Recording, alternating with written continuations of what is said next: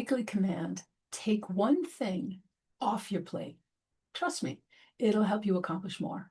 Don't make a list of all that's on your plate. Don't consult your tasking app.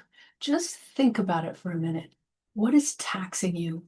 What have you not finished because it doesn't bring you enough joy?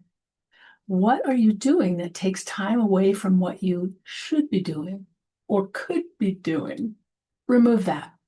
You don't have to delegate it or reschedule it, and you don't need to know what happens to it once you let it go. You just need to stop doing it. Is it the follow-up list you keep meaning to handle? The commitment you made 8 months ago and now regret? The report nobody's asked about since Q1? Find the one that would disappear without anyone noticing and let it go. Oof, you're officially done with it. And tell us in the comments what you took off your plate this week. I'll go first. When our son was failing 10th grade math, we met with his teacher. We listed all the ways we were supporting him, dedicated time after school to tackle homework, supportive ideas from which he could choose to think about it another way, stating his skill sets aloud so he could see what we see. A brilliant mind that just needs to do this one course he wasn't fond of so he could get into the college he desired.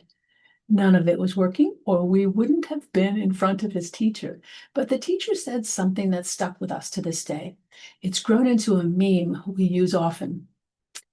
You can't care more than he does. Wait, what? She was for real? Yes. And frankly, I can't recall what we shifted, but it worked, and he passed and ultimately got into UC Santa Cruz. It still feels like we're the ones that grew, though. The same rule here.